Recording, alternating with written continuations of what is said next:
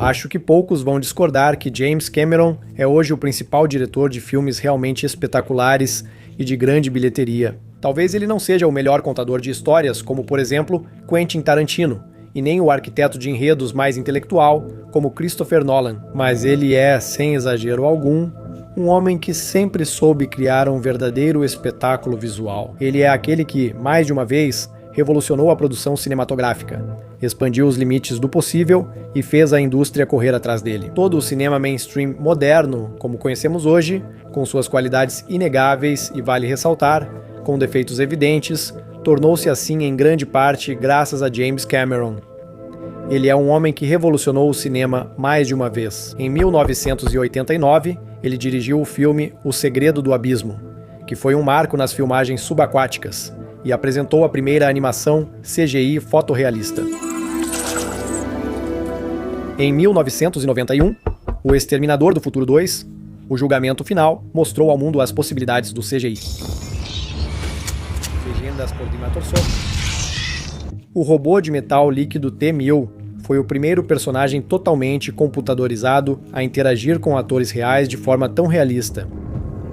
Depois veio Titanic, uma reconstrução incrivelmente grandiosa do desastre, uma mistura de efeitos práticos e CGI dry.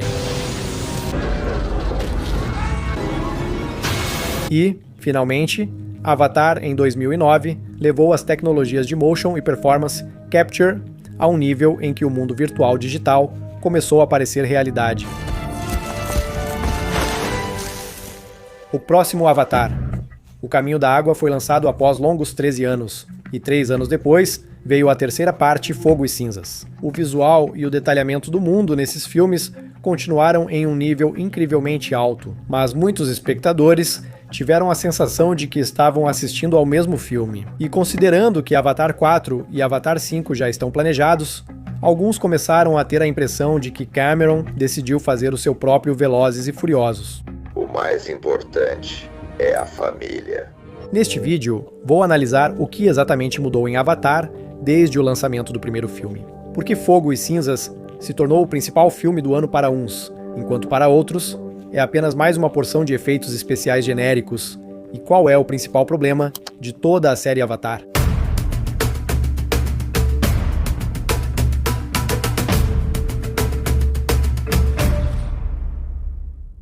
Antes de abordar os problemas, se é que essa palavra cabe para um dos filmes mais lucrativos dos anos 20 do século 20, vale destacar os pontos fortes do filme. Se lembrarmos da arrecadação previsivelmente alta de Avatar, Fogo e Cinzas, e das inúmeras críticas positivas, fica claro que Avatar continua a estimular a imaginação do público. Portanto, antes de passar para as críticas, vamos analisar o que fez esse filme agradar a milhões de pessoas.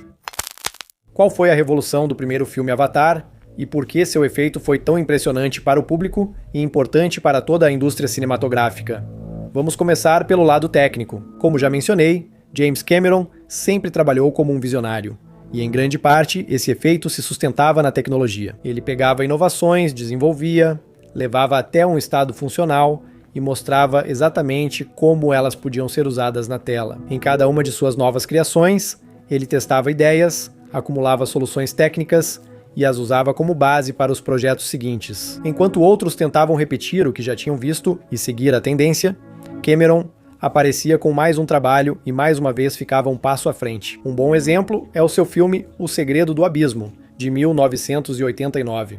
Os experimentos com gráficos de computador e formas líquidas neste filme influenciaram diretamente o T-1000 em O Exterminador do Futuro 2. Na verdade, O Segredo do Abismo serviu como um campo de testes tecnológico, onde foram desenvolvidas tecnologias que, alguns anos depois, causaram um impacto explosivo. A mesma lógica continua adiante. Muitas das soluções visuais de Pandora, especialmente em Avatar, O Caminho da Água, surgiram da experiência adquirida nas filmagens de Titanic e também de O Segredo do Abismo. O trabalho com água, com a física do ambiente, com a sensação de volume e presença. Nesse sentido, Avatar se tornou o auge, onde todo o caminho tecnológico de James Cameron se encontrou. Um filme no qual ele usou praticamente tudo o que acumulou ao longo dos anos. Mas mesmo aqui, ele não parou. Junto com Avatar, chegou ao cinema um novo conjunto de tecnologias, que mais uma vez estabeleceu um novo padrão para toda a indústria. Para Avatar, James Cameron reuniu e levou a um estado funcional um complexo inteiro de tecnologias que antes existiam separadamente. Em primeiro lugar, estamos falando da combinação de motion capture e performance capture. Motion capture é a captura dos movimentos do corpo do ator, como andar, gestos e expressão corporal. Performance capture vai além, capturando as expressões faciais, micromovimentos, olhar e reações. Em Avatar, James Cameron uniu essas abordagens em um sistema de nova geração que permitia gravar a atuação dos atores por completo, em tempo real, diretamente no set de filmagem, sem precisar adicionar as emoções depois no computador. Como resultado, os atores deixaram de ser apenas fontes de movimento para personagens digitais. Sua atuação, entonações, pausas e expressões dos olhos se tornaram a base para personagens vivos e convincentes. Paralelamente, Cameron desenvolveu um sistema totalmente novo de filmagem em 3D estereoscópico. Antes disso, o 3D no cinema funcionava mais como um atrativo. Algo voava em direção ao público, pairando sobre o espectador. Em Avatar, o formato se tornou ferramenta de imersão. Profundidade, espaço e escala integraram a dramaturgia, não sendo só um truque de efeito. Tudo isso permitiu criar Pandora como uma biosfera digital completa, com sua própria lógica, física, flora, fauna e a sensação de um mundo inteiro e coeso. O CGI aqui não era usado apenas para cenas isoladas ou efeitos especiais, mas se tornava o principal ambiente da narrativa dentro do qual todo o filme existia. Foram exatamente essas inovações que permitiram criar algo que o mundo ainda não tinha visto. Mas se tudo isso é realmente tão impressionante, surge uma pergunta natural. Então, qual é o problema? A questão é que essa abordagem tem uma desvantagem óbvia, e é justamente sobre ela que falaremos a seguir.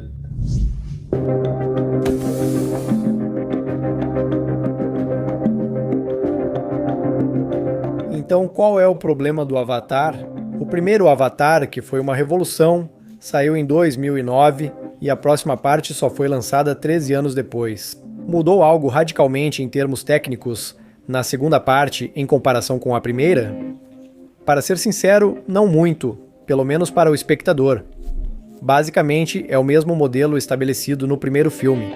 Mas o mundo nesses 13 anos com certeza não ficou parado. Nesses anos, o público viu o fascinante mundo de Duna de Denis Villeneuve e o novo planeta dos macacos. A Revolução, ambos com captura de movimento como em Avatar. Foram lançadas 4 partes de Transformers, que acostumaram o público à ação digital em grande escala, e depois a Marvel levou o espetáculo de CGI em massa ao limite. Primeiro, a épica Batalha dos Vingadores, Guerra Infinita e depois a grandiosa batalha final em escala. Vingadores, Ultimato e, talvez pela primeira vez em sua carreira, Cameron, ao lançar Avatar, O Caminho da Água em 2022, não estava no papel de visionário mostrando novos horizontes do cinema, mas sim no papel de quem corre atrás, embora de forma incrivelmente bem-sucedida financeiramente. Além disso, enquanto Cameron mexia com a água e seus homenzinhos azuis, aconteceu mais uma revolução. A inteligência artificial e as redes neurais fizeram com que vídeos fotorrealistas agora pudessem ser criados literalmente por alguns trocados, e quanto mais acessíveis se tornavam os efeitos digitais, menos eles impressionavam. Em algum momento, as pessoas simplesmente começaram a se cansar da imagem estéril e a sentir falsidade até mesmo em filmes tecnicamente impecáveis. Como resultado, surgiu uma forte tendência ao realismo e à autenticidade, e muitos diretores começaram conscientemente a rejeitar o CGI. Em 2023, foi lançado Oppenheimer, de Christopher Nolan, com quase nenhuma CGI. Até mesmo a própria explosão nuclear foi recriada sem computação gráfica. O filme se tornou o filme biográfico de maior sucesso da história e ganhou 7 Oscars. Durante todo esse tempo, James Cameron e seu Avatar seguiram na direção oposta. Além disso, a partir do segundo filme, começaram a surgir mudanças tanto no enredo quanto no conceito. Por exemplo, vamos lembrar por que o filme se chama Avatar, porque uma pessoa comum, vinda da Terra, através de um dispositivo especial, transfere sua consciência para o corpo de um humanoide alienígena e o controla como um avatar. Mas já no final do primeiro filme, nosso protagonista Jake Sully transfere-se para o corpo de seu avatar para sempre e simplesmente renasce. Ele não é mais um avatar, mas sim um habitante pleno de Pandora. O próprio conceito vai gradualmente mudando da ficção científica para uma atração animada. Na terceira parte, Chama e Cinzas, percebi que em algumas cenas parecia que eu não estava assistindo a um filme, mas sim a uma cutscene de videogame muito cara. Todo o impacto do primeiro Avatar se baseava na sensação de primeiro contato. Você, junto com Jake Sully, chegava num planeta desconhecido e via a fantástica Pandora em toda a sua beleza. A palavra-chave aqui é pela primeira vez, mas não dá para ver Pandora pela primeira vez de novo. Quando você a vê pela segunda ou terceira vez, o efeito já não é o mesmo. O encanto vai embora e a atenção inevitavelmente se volta para o que antes era apenas secundário, para a trama, para o personagem. Pimp My Ball, e aí surge o próximo problema, que na verdade é uma consequência do primeiro. Vamos analisar, afinal, do que se trata toda essa história.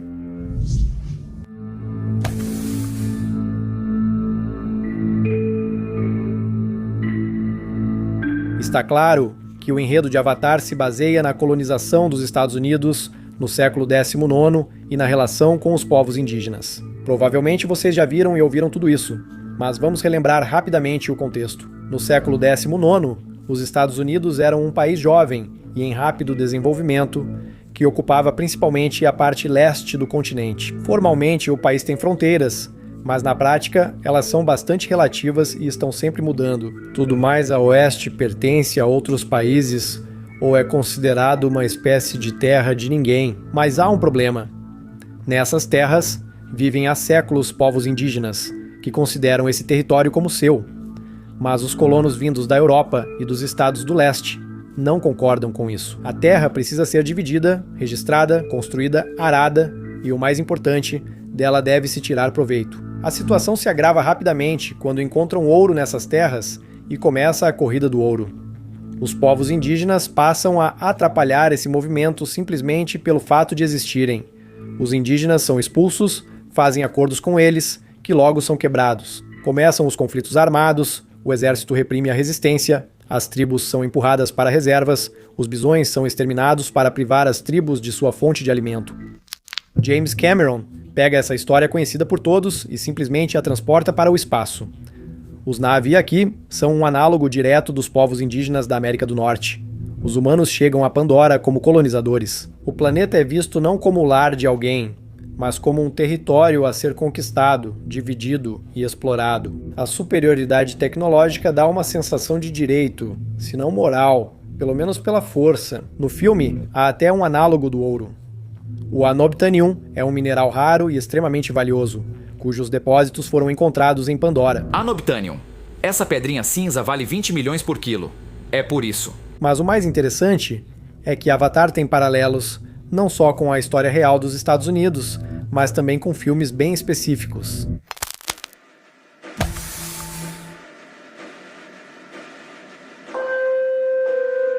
A ideia central e a dramaturgia lembram muito Dança com Lobos. O filme de Kevin Costner de 1990, que na época foi um grande acontecimento, ganhou 7 Oscars e mudou bastante a visão de Hollywood sobre a história dos povos indígenas. Essa é a história do oficial do Exército dos Estados Unidos, John Dunbar, que após ser ferido é enviado para servir em um forte isolado na fronteira das terras colonizadas. Longe da civilização, ele gradualmente se aproxima da tribo Sioux, começa a entender seu modo de vida e se apaixona por uma mulher desse povo. E no final, ele se vê diante de uma escolha: continuar fazendo parte do sistema que destrói esse povo ou ficar do lado deles. A semelhança com Avatar existe até em muitos detalhes. Em ambos os filmes, o protagonista é um militar enviado para a periferia do mundo, inclusive com ferimentos parecidos. John Dunbar tem uma lesão na perna e no início do filme querem amputá-la, enquanto em Avatar, Jake Sully perdeu completamente o uso das pernas. Nos dois filmes, o protagonista começa usando o diário como relatório, mas depois ele vira uma confissão pessoal. Há um romance com uma representante do povo nativo, e há uma escolha final: romper com a própria civilização para proteger o novo mundo. O próprio James Cameron não escondeu que se inspirou nesse filme. Em uma das entrevistas, ele até o chamou de Dança com Lobos no Espaço. Mas acusar Cameron de plágio aqui é uma ideia bastante estranha, porque essa história é tão antiga quanto o mundo. O herói europeu salva o povo nativo e, ao mesmo tempo, salva a própria alma. Os colonizadores sempre representam uma máquina militar ou corporativa sem alma, enquanto os nativos simbolizam a espiritualidade ligada à natureza. A ironia é que quando Dança com Lobos foi lançado em 1990, ele próprio foi criticado por se parecer demais com outro filme de 1970, Pequeno Grande Homem, com Dustin Hoffman, uma releitura satírica da história da conquista do Oeste, contada do ponto de vista de um branco que cresceu entre a tribo Cheyenne. Esse é um dos enredos mais antigos que existem. Um homem da civilização acaba em um mundo estranho, aos poucos adota seus valores e no final é forçado a escolher um lado. Já vimos essa história muitas vezes, em O Último Samurai com Tom Cruise, no desenho animado Pocahontas. Se quiser, é possível encontrar motivos parecidos até na história de Mowgli. É justamente por isso que Cameron escolhe essa história.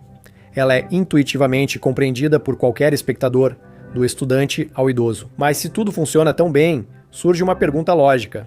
Por que, apesar disso, muitos, mesmo que apenas em termos de sensação, com o tempo começam a sentir uma falsidade e um repúdio interno? E para entender de onde vem essa sensação, vale a pena analisar o que exatamente há de errado nessa história.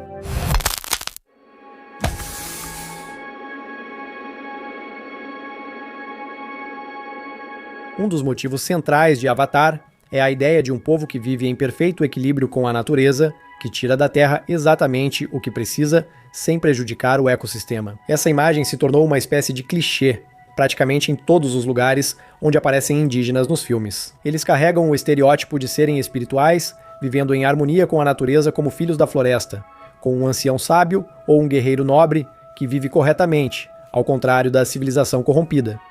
Em Avatar, os Na'vi são herdeiros diretos dessa imagem. O povo azul da selva, na essência, representa um retrato exageradamente romantizado dos indígenas. A língua dos Na'vi é baseada nos idiomas navajo. As roupas e o modo de vida lembram várias tribos, incluindo penas e adornos. James Cameron conscientemente se apoia nessa evolução da imagem, tomando do folclore americano a figura do bom selvagem e a elevando a uma escala extraterrestre. Mas há alguns problemas com essa imagem. Essa imagem no cinema nem sempre existiu, e só começou a se formar nos anos 50, sendo consolidada apenas nos anos 60 do século passado. Nos primeiros faroestes da primeira metade do século XX, os índios geralmente eram retratados como selvagens malignos, uma ameaça que o herói cowboy precisava superar. Um exemplo clássico é No Tempo das Diligências, de John Ford, de 1939, onde os apaches atacantes são um perigo sem rosto no caminho dos brancos civilizados. Os faroestes das décadas de 30 e 40 reproduziam o arquétipo do índio selvagem, muitas vezes com atores brancos maquiados, o chamado red face, enquanto seus opostos eram os nobres xerifes e colonos. No entanto, já por volta de 1950, a situação começou a mudar. Um exemplo desse ponto de virada foi o filme A Flecha Quebrada. Ele foi o primeiro em Hollywood no pós-guerra a retratar os índios de forma compassiva e humana. Nesse filme, os índios não aparecem como bárbaros sanguinários, mas como pessoas racionais com sua própria verdade. O sucesso desses filmes abriu caminho para novas representações. A partir dos anos 60, a imagem do índio nobre começou a se firmar em Hollywood. Se você viu os vídeos deste canal sobre Era Uma Vez em Hollywood, de Quentin Tarantino, entende por que essa imagem surgiu nessa época. A Guerra do Vietnã, o movimento hippie, a releitura histórica e, como consequência, o movimento pelos direitos indígenas. Se você não viu esse vídeo, assista. Vou deixar o link na descrição. Era Uma Vez em Hollywood fala justamente sobre a mudança de paradigma em Hollywood. O faroeste clássico dos anos 30 a 50 retratava o mundo de forma extremamente simples. Existe um herói nobre, existe o mal, existem índios selvagens que precisam ser derrotados. O progresso é um bem. A lei e a civilização são inevitáveis. Com o tempo, esse modelo começou a ruir. Primeiro surgiu o chamado Western Spaghetti. Sergio Leone e seus seguidores tiraram o faroeste da zona do épico heróico e o transformaram em uma história suja e cínica sobre violência e ganância. Sob a influência dessas mudanças, surge o chamado faroeste revisionista. Se o Western Spaghetti mostrava que o faroeste podia ser sombrio, violento e sem heroísmo, o faroeste revisionista começou a fazer perguntas. E quem é o herói e quem é o vilão nessa história? O que é progresso e quem pagou pelo desbravamento do Oeste? Era uma espécie de sentimento de culpa do povo americano vindo à tona.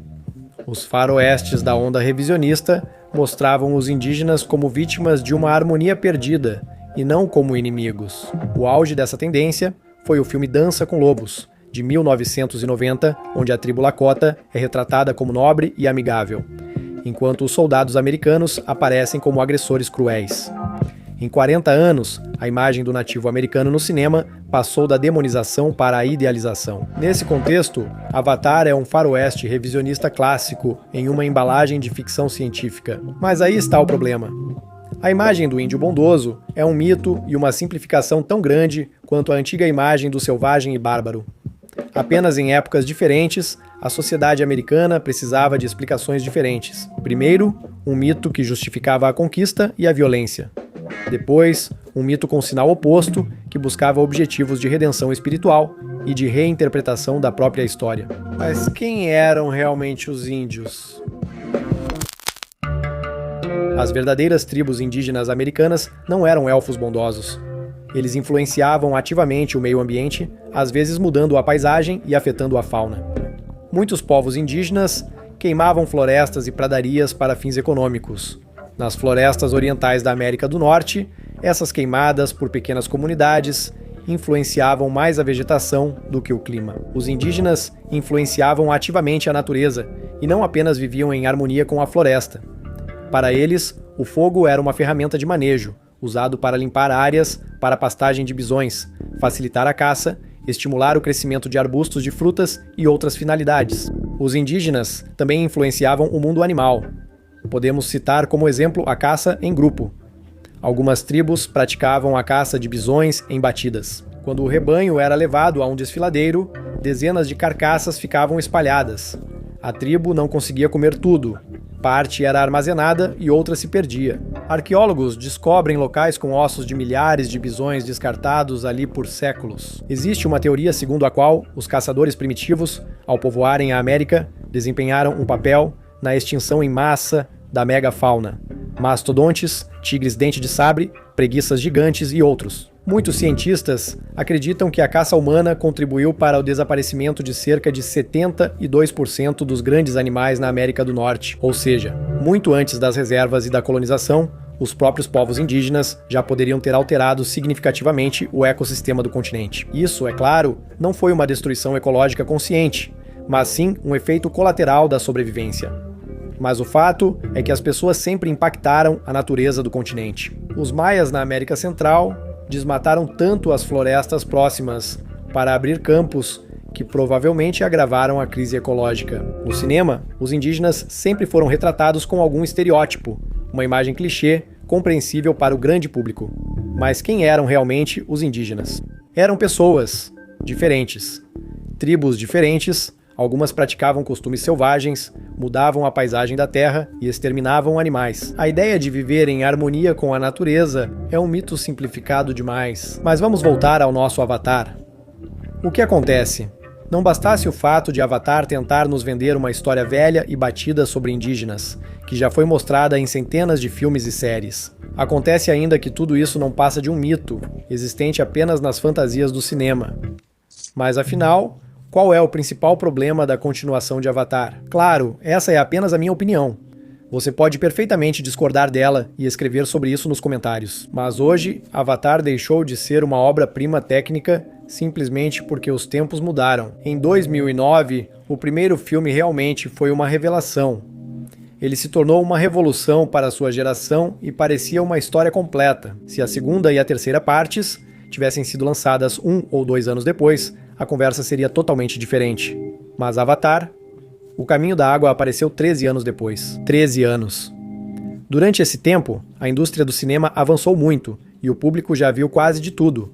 Então, aquilo que antes impressionava por si só, acabou se tornando comum. No primeiro filme, além do milagre visual, havia uma trama simples e às vezes ingênua. Mas isso era fácil de perdoar, porque a forma dominava o conteúdo e o enredo era secundário. Quando os efeitos e a própria ideia deixaram de surpreender, a atenção inevitavelmente se voltou para o principal, a história. E foi aí que ficou claro que estávamos diante de uma continuação conceitual do faroeste revisionista do final do século passado.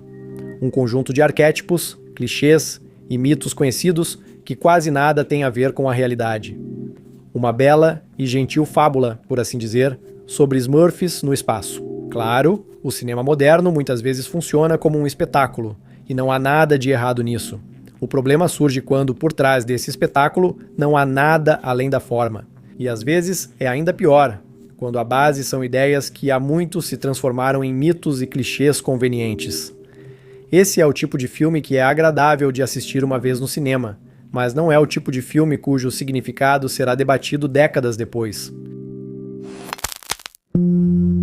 Ao me preparar para analisar Avatar, havia muito mais material, então precisei cortar o vídeo. Do review, eu tirei uma sessão inteira dedicada ao tema de por que as pessoas realmente gostam de Avatar. Mas se por acaso vocês quiserem ver esse tipo de vídeo, avisem nos comentários e apoiem o vídeo com um like. E se inscrevam, caso ainda não sejam inscritos. Com certeza vou fazer uma continuação. Também lembro do vídeo de Era Uma Vez em Hollywood, que faz parte de uma série, com um trecho dedicado aos spaghetti westerns. Se vocês ainda não viram, eu recomendo fortemente.